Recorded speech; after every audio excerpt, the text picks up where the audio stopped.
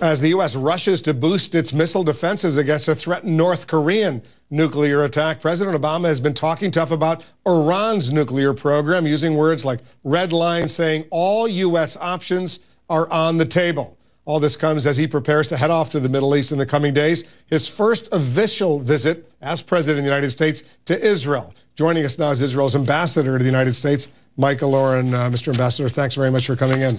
Good to be here. The president was pretty precise in talking about Iran's nuclear program capability in an interview he gave Israel's Channel 2 that aired yesterday. I'll play the clip. We think that it would take over a year or so for Iran to actually develop a nuclear weapon, but obviously we don't want to cut it too close.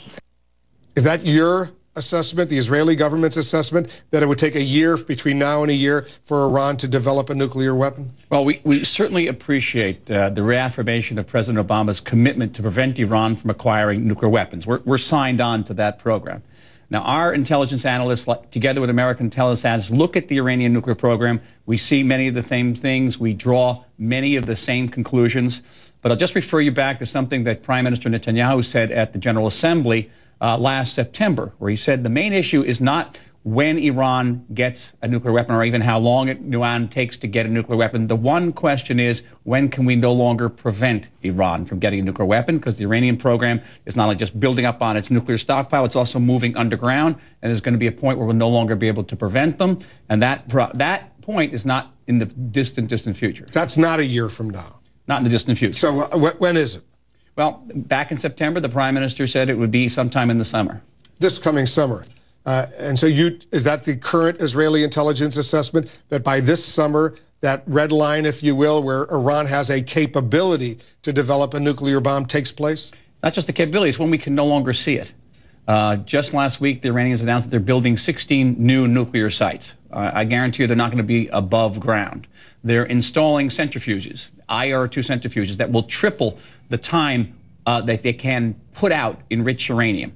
And so instead of being able to break out over the course of, say, 2 months, it could be reduced to a matter of weeks, and that will take place underground where nobody's going to be able to see it. Is your government and the Obama administration on the same page in terms of intelligence assessment that this summer is, in effect, the so-called red line? Well, again, we look at the same set of information. We draw many of the same conclusions, but there are structural differences between us. What are the differences between Israel's assessment of when that red line takes place, which you say is this summer, and the U.S. assessment? It's not a difference of assessments, it's a difference of, say, clocks. I mean, Israel, it has a small clock that's moving very fast. America has a bigger clock that's moving slower. Israel is a small country in Iran's backyard, threatened with national annihilation by the Iranian regime, and we have certain military capabilities. America, a big country far away from the Middle East, not threatened with destruction on a daily basis by the Iranians yet, and America has vastly bigger capabilities, so it can afford to wait longer. So are you saying that if Iran doesn't back down and halt its nuclear program by this summer, Israel will take action? I'm saying Israel will reserve the right to defend itself, and that right has been recognized by President Obama. President Obama said only Israel has the right and the duty to decide how best to defend its citizens. But a lot of U.S. analysts, excuse me for interrupting, Mr. Ambassador, don't believe Israel necessarily has the capability to deal effectively, destroy Iran's nuclear program, if you will, that the United States needs to do that. Israel has the ability to defend itself. It has the right and the duty to defend itself. So you could do it by yourself? That option you're holding open if the U.S. doesn't do it? Our position, just like America's position, is that all options should remain on the table, and those options are real. When the president meets next week with the Prime Minister of Israel, Benjamin Netanyahu, will this be issue number one? It'll be one of the major issues we discuss across the table. Of course, there's a wide range of issues. The Middle East is in turmoil, whether it be the situation in Sinai, in Syria, attempts to reanimate the peace process, and yes, to address the advancing Iranian nuclear program. Is the peace process getting off the ground at all? Do you see anything happening on that front? Well, that's a question I think you'd have to pose to the Palestinians.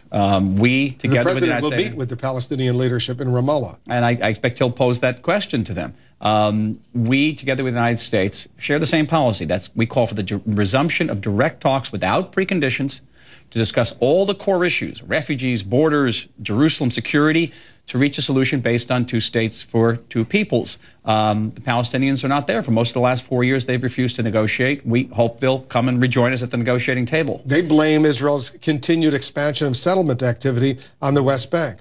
Well, in the past, we ripped up settlements out of Gaza, 21 settlements, 9,000 residents, and to advance the peace process, we didn't get peace. We got rockets rained down on us. We froze settlement construction in the West Bank, for 10 months to get the Palestinians back to the table.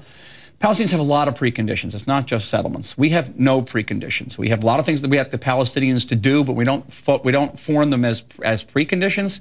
We think the only way to resolve this conflict is through direct negotiations. One final question. He's going to make a major speech, the president, at the Jerusalem Convention Center, but not before the parliament, Israel's Knesset. Some Israelis are saying why? Well, I think it's important that he reaches out to a wide swath of Israeli society, particularly young Israeli society. We have the youngest population per capita of any modernized, industrialized country in the world. And they're representing Israeli universities. We have 6 major universities. 3 of them are listed among the 100 top universities in the world. So this is going to be a great audience. And it's important to hear the message about the president's vision about the future, and also to hear him express his appreciation for Israel's achievements in technology and science. We'll be watching every step of the way. I know you're heading back to Jerusalem to be on hand for that visit. Safe travels. Thank you very much. Mr. Ambassador, thanks very much for coming in. And just ahead,